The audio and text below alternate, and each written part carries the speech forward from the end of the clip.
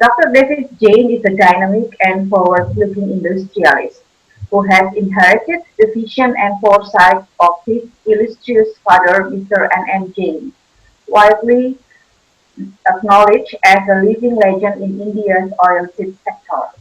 In a span of 30 years, Davish Jain has come to be regarded as one of the most knowledgeable agribusiness specialists, having extensive contacts with the key global players. For two successive terms, he held with aplomb the key assignment as a chairman, and in the year 2008 and 9 was nominated as president of COOIT, or Central Organization for Oil Industry and Trade, the sole apex body of the entire oilseed trade and industry sector of India.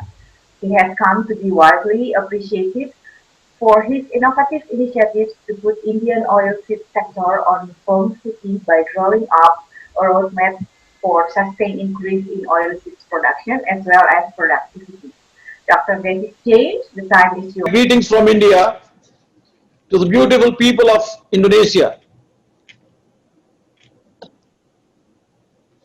Indonesia is a land of lovely beaches, temples, cultural and great heritage with the world's fifth largest population.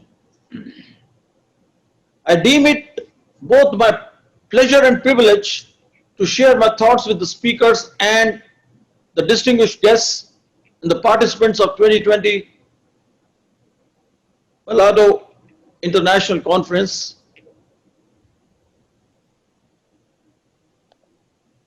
Friends, the economic, business and management are three pillars of any country's parameters of financial, social health status. Let me spend a few minutes on the subject of my address.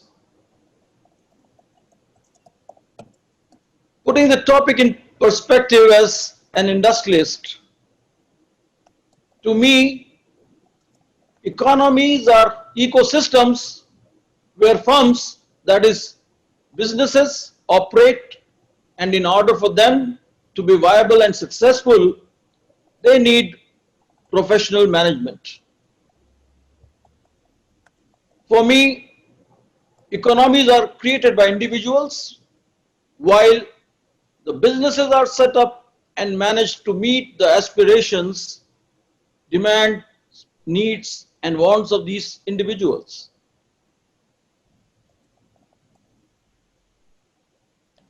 The World War II was the most significant point in the history that changed the complete dynamics of the then existing world order. While it had devastating effect on the human life, but it did give roaring opportunities for rebuilding of economies. Management and economic theoretical framework saw a major restructuring. Since some of our countries, Asian countries particularly, were affected but the most, this is of great significance to us. Traditional boundaries were broken and the world was moving towards a free economy. Maximizing wealth creation through optimal resource utilization became the key in management theory. The world has seen more development in the area of commerce and technology during the last 20 years compared to the past 200 years. The coupling of national economies with global ecosystem has been one of the most significant development after the World War II. Trade between nations grew unabated, rapidly till the halt created by the current pandemic COVID-19. Today, the value of exports has assumed enormous proportions. As per the World Bank, the total value of goods exported is about 25% of the oil production. The current global ecosystem does not exchange today finished goods, but also intermediate goods and services. The significant and probably the most significant of all activities in the last 4 decades is the economic power and strength shift, shifted from the Western Hemisphere to the Eastern, predominantly led by China, Japan, and India. In 2018, the Chinese GDP in nominal terms stood at $13.37 trillion, just separated from the American GDP by $7.21 trillion. In 2020, this gap is expected to reduce to 7.05 trillion, and after 3 years, it would be $5.47 trillion only. In purchasing power parity, that is PPP terms, which is basically a macroeconomic parameter used to compare and bring two countries on the same platform using a basket of goods. In PPP terms, China is the biggest economy with its GDP of over $25.27 trillion. Friends, let's see what has happened over the last many years and take a window between 2011 to 2019. There was a very interesting story. Whenever the global trade increases, global GDP also increases, which means that there is very strong linkage and direct correlation between trade, import, export, and overall gross domestic product. Let's see what has happened in the period of 2015 to 2019. As you can see, the graph is very clear. We had growth all along and it peaked till 2017, third quarter, after which it started to fall and gone into negative territory in 2019 Q4. You may ask me why I'm showing this. I am showing this because this is how the world trade volume has been impacted by geopolitical situations, and there was a sign of US trade war and tariff war, which in 2019 dips below the line. Now let me come to my country, India. What does India import from the world? Is evident that maximum dollars spending area is the fuel bill, followed by many products, but primarily a lot of electronics and some fertilizers and also edible oils. When it comes to exports, we have a similar look as our imports. It is true because we have a lot of processing capacity for crude petroleum in India. The import and export data by countries is incidentally reported by the United Nations Comtrade database. This picture of how India's GDP growth rate featured in the last 4 years, it has been steadily decreasing year on year. The reason of the decline of the GDP growth rates have unfortunately all piled up in the last 4 years, and now compounding is done but 2020 COVID era. At the global scenario, which is presently not very healthy, and each country follows a foreign trade policy that impacts global trade between countries. Let's examine for a moment four major countries' trade policies and that what are the significant points that will determine the shape of economy of the world and time in times to come. The Trump administration in the US economic plan, which prevailed on China towards correcting the balance of US trade. Trump administration reviews membership in the World Trade Organizations. The president's trade policy emphasizes breaking down unfair trade barriers in all and resulted to protect American economy, which was losing to the Chinese. And what was the Chinese trade policy? Let's have a look. It focused always on selective adaptation. That means they always believed in what suited the Chinese people most. They ensured the decline, delicate balance between the liberalization and use of industrial policy, supported its selected economic sectors. This was all about, in some manner, getting people come in and invest. And then, of course, the open door policy, which started in China in 1978 in the manufacturing sector to attract investment.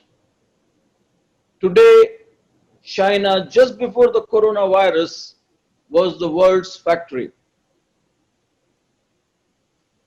Coming to the Russian trade policy, an economy which was very strong and military based and was almost destroyed in glasnost, Russia, which has been stepping up security participation in the Asia Pacific. The country has recorded significant regular trade surpluses since 1998 due to perestroika to its mineral resources, including petroleum. Russia is still searching for the best model for interaction with external players like China, the European Union, the US, Turkey, etc., and is expected to be resolved market issues so as the trade increases.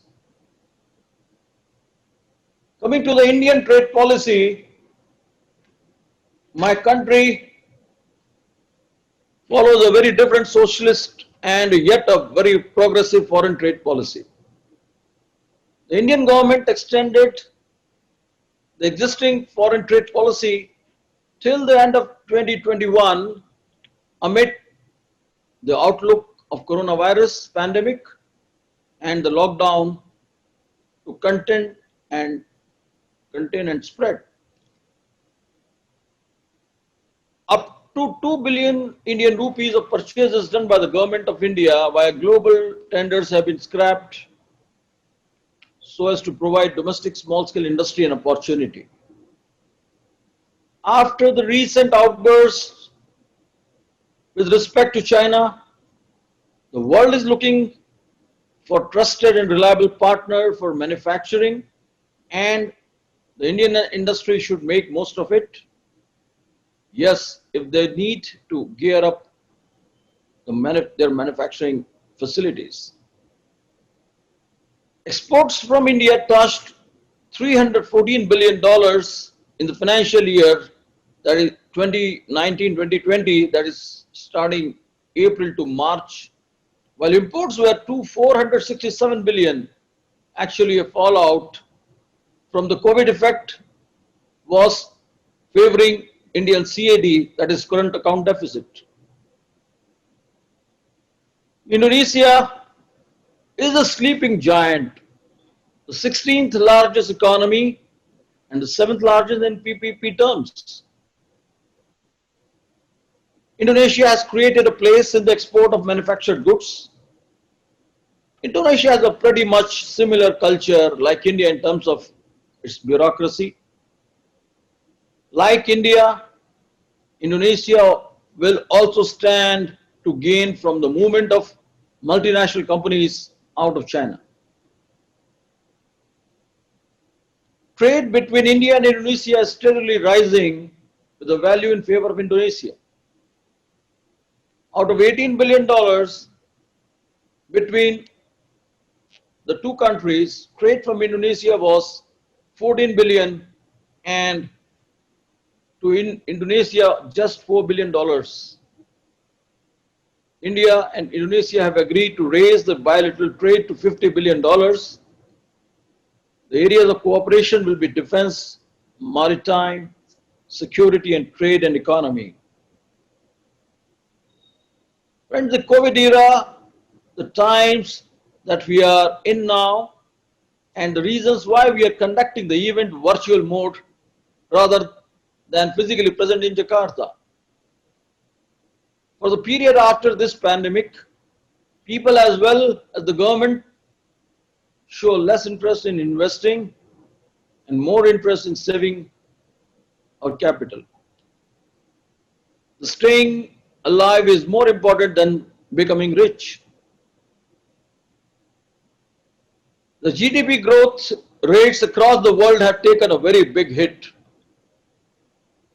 Worldwide GDP fell due to coronavirus in the following manner. The United States 9.1% decline, the UK 21.7%, Italy 17%, France 18.9%, Canada 13%, Japan 9.9%, and Indonesia 5.32%, while India minus 23%. China, which allegedly gave the coronavirus to the world, has recovered from the month of June, and import and export also increased. China had locked down only in Wuhan area. The rest of the country was operating near normal all through the pandemic till now. In the first quarter of the pandemic, even China saw a dip of 6.8% in GDP. Friends, the COVID era has given us a record job losses, something which we have seen in 1930s depression. While the COVID-19 pandemic largely impacted negatively, but certainly the new normal have also been found in the world. The most significant one is that the world has accepted work from home and virtual offices. So friend, before I end, I would like to tell you a bit about the Prestige Group which I represent. I am the president of Prestige Group of Industries and the chairman of Prestige Education Foundation. At Prestige,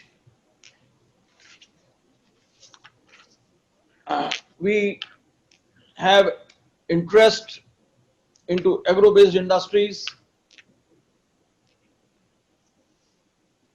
and the founder chairman of Prestige Group, my revered father, Padma Shri Dr. Davish Jain, who incidentally entered the 90th year of his journey yesterday, is somebody we in the last 4 decades have established ourselves as India's leading export house and are present in more than 40 countries. The Prestige Institute and the Prestige Group of Industries, having its headquarters in Indore in the Central India region, is over 43 years old, involved in two primary activities: the soybean processing and edible oil industry, from the farm to the plate. And in the education sector, from KG to PG and even beyond with our research wing. The other locations, we are in Devas and Gwalior. In addition, an engineering institution and technology institute,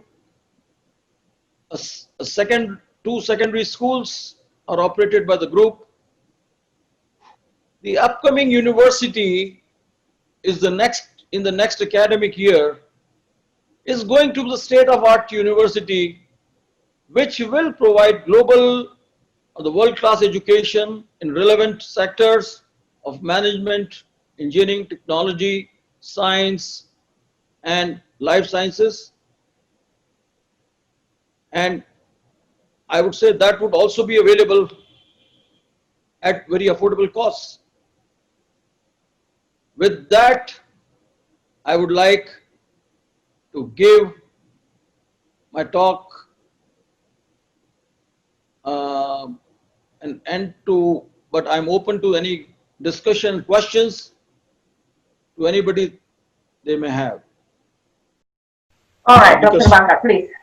because I made that presentation on blended learning. All right. See, blended, what is happening is that good teachers are not available in every university or every college.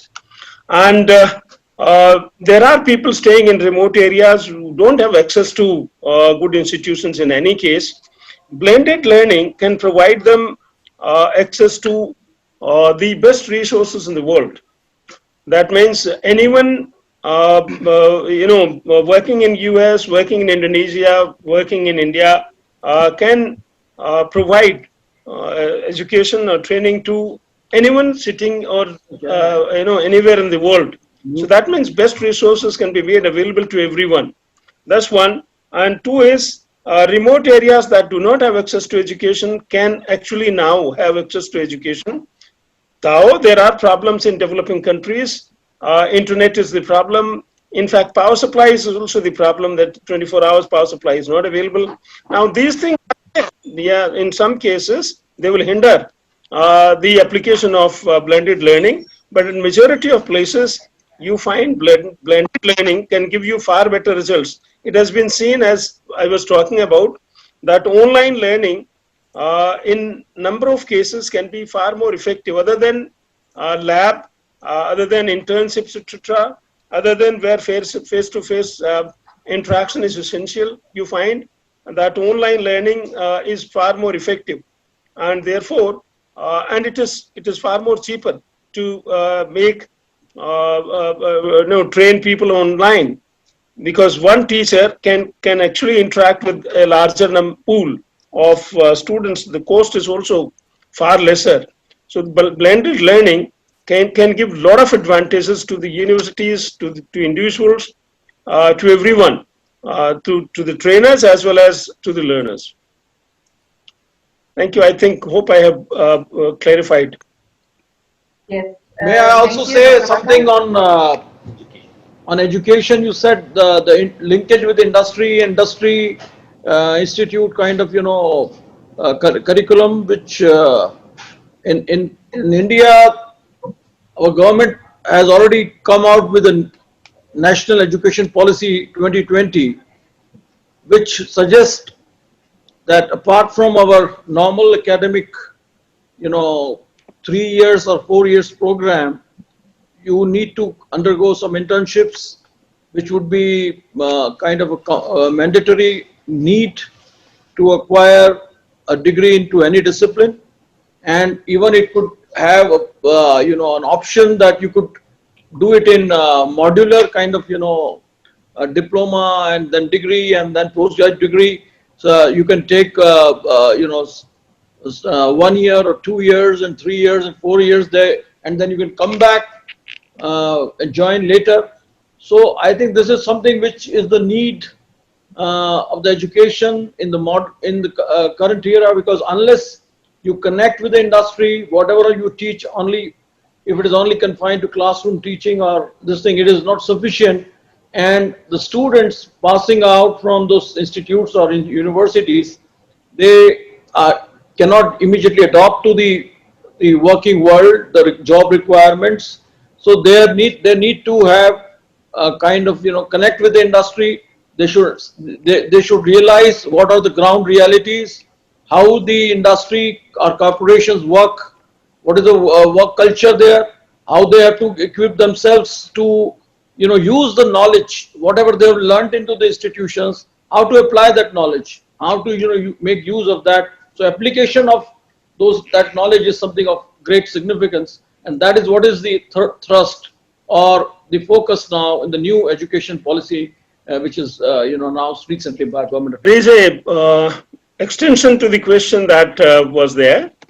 That what is the indicator of success in blended learning? How can or what indicator will indicate that blended learning is successful? The indicator would be indicators are as we are using today. That is, whether the learning is successful or not, we are doing it by, say, general examination.